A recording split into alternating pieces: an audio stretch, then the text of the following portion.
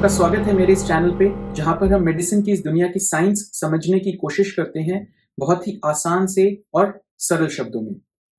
तो आज हम डिस्कस करेंगे एक मेडिकल टॉपिक जिसको हम बोलते हैं हाइपोनेट्रीमिया। हाइपोनेट्रीमिया होता है आपके ब्लड में सोडियम की मात्रा कम हो जाने को बोलते हैं। और ये सोडियम की मात्रा कितनी कम हो?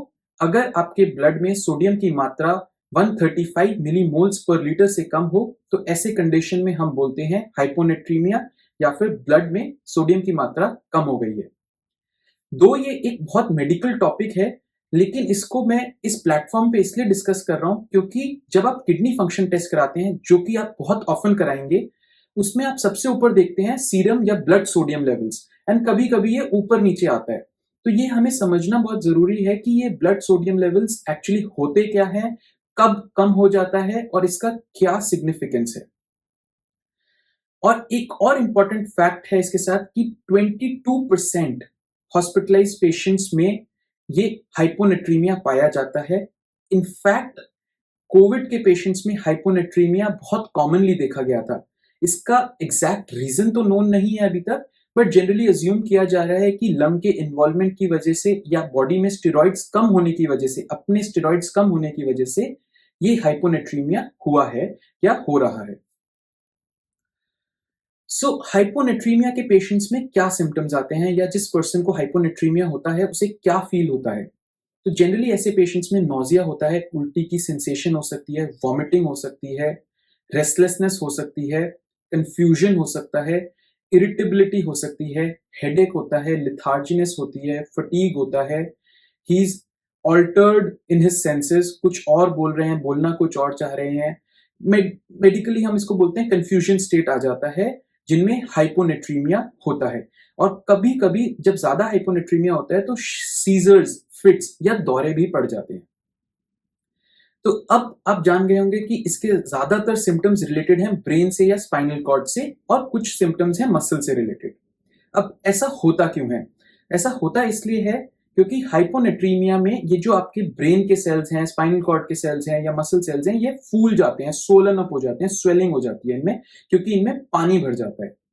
इनमें पानी भरता कहां से है? जो बाहर से पानी आ रहा है वो इनमें भर जाता है। कैसे भरता है? क्योंकि ये कॉन्सेप्ट है ऑस्मोलैरिटी का, जो कि ये कहता है कि वाटर या फ्लूइड मूव करते हैं लो कॉन्सेंट्रेशन से हायर कॉन्सेंट्रेशन की तरफ। अब हाइपोनेट्रीमिया में हो क्या रहा है कि ब्लड में सोडियम का लेवल कम हो गया, तो कॉन्सेंट्रेशन ऑफ फ्लूइड कम है, कॉन्सेंट्रेशन कम है। सेल्स में कॉन्सेंट्रेशन मेंटेन्ड है क्योंकि सेल्स में सोडियम के अलावा और बहुत सारे मिनरल्स भी हैं। तो उस वजह से होता क्या है, एक जगह एक सेल है और एक जगह आपका ब्लड है। ब्लड में लो कॉन्सेंट्रेशन है, सेल में ज्यादा कॉन्सेंट्रेशन है, तो पानी मतलब कि फ्लूइड ब्लड से जाके आपके सेल में बैठ जाता है। जब ऐसा होता है तो आपके बॉडी के सेल, जो कि ब्रेन सेल्स हैं, मसल सेल्स हैं, उनमें स्वेलिंग हो जाती है, इडिमेटस हो जाते हैं या सोलन अप हो जाते हैं, जिसकी वजह से उनका फंक्शन लॉस हो जाता है। वो जो काम कर रहे हैं वो इफेक्टिवली नहीं कर पाते हैं, एंड हेंस जो मैंने अभी सिम्टम्स डिस्क्राइब करे वो होते हैं। अब हाइपोनेट्रीमिया को हम 3 ब्रॉड कैटेगरीज में डिवाइड करते हैं। पहली कैटेगरी होती है हाइपोवोलेमिक हाइपोनेट्रीमिया, दूसरी होती है यूवोलेमिक हाइपोनेट्रीमिया, एंड तीसरी होती है हाइपरवोलेमिक हाइपोनेट्रीमिया।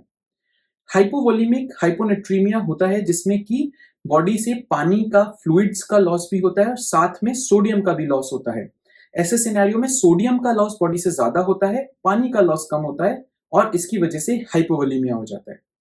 ये पाया जाता है एक्सेसिव डायरिया में, एक्सेसिव लूज मोशंस में, वॉमिटिंग में, डिहाइड्रेशन में, एक्सेसिव स्वेटिंग में और बर्न्स में। इन सभी केसेस में बॉडी से बहुत ज्यादा सोडियम का और वाटर का लॉस होता है, सोडियम का लॉस एक्सेसिव होता है। ये ऑल्सो पाया जाता है एक काइंड ऑफ ड्रग्स में या मेडिसिन में, जिनको हम बोलते हैं डाययूरेटिक्स। ये बीपी के लिए दिए जाते हैं, जो कि आपके यूरिन की फ्रीक्वेंसी को बढ़ा देते हैं। ये पेशाब से या यूरिन से आपके सोडियम और वाटर का एक्सक्रीशन करवाते हैं, निकलवाते हैं। किडनी से सोडियम और वाटर को फेंकते हैं बाहर यूरिन में, और जिसकी वजह से आपकी बॉडी में सोडियम का लेवल कम हो सकता है, हाइपोवोलेमिक हाइपोनेट्रीमिया हो सकता है। एक और सिनेरियो है जो कि लेस कॉमन है, बट लो सोडियम सॉल्ट अगर बहुत लंबे समय तक अगर आप ले रहे हैं तो भी हाइपोवोलेमिक हाइपोनेट्रीमिया होने के चांसेस हैं। अब चलते हैं सेकंड सिनेरियो में, जो कि है यूवोलिमिक हाइपोनेट्रीमिया। यूवोलिमिक हाइपोनेट्रीमिया में क्या है, सोडियम का लेवल मेंटेन्ड है, कांस्टेंट है बॉडी में, सोडियम के जितने पार्टिकल्स बॉडी में है उतने हैं, लेकिन पानी का लेवल बॉडी में बढ़ गया है। तो लेट अस से कि आपकी बॉडी में 100 ml पानी है और 10 पार्टिकल सोडियम के हैं, तो कॉन्सेंट्रेशन हो गई 10%। लेकिन अगर आपके इसी बॉडी में 150 ml पानी हो जाए और 10 ही सोडियम के पार्टिकल रहें, तो कॉन्सेंट्रेशन कम हो जाएगी। तो इसको हम बोलते हैं यूवोलिमिक हाइपोनेट्रीमिया। ये जनरली पाया जाता है एक सिंड्रोम में, जिसको हम बोलते हैं SIADH, syndrome of inappropriate anti diuretic hormone secretion, जिसमें कि बॉडी में वाटर का रिटेंशन बहुत एक्सेसिव हो जाता है। ये ऑल्सो पाया जाता है कुछ ड्रग्स में, कुछ तरह की मेडिसिन में, हाइपोथायरॉयडिज्म में एंड ग्लूकोकॉर्टिकॉइड कॉर्टिसोल डेफिशिएंसी में। अगर बॉडी में अपना लेवल ऑफ कॉर्टिसोल या स्टेरॉइड्स कम है तो भी यूवोलिमिक हाइपोनेट्रीमिया जनरली पाया जाता है। तो इन सभी केसेस में वाटर का रिटेंशन हो रहा है बॉडी में और सोडियम का लेवल सेम है, जिसकी वजह से कॉन्सेंट्रेशन सोडियम की कम हो रही है।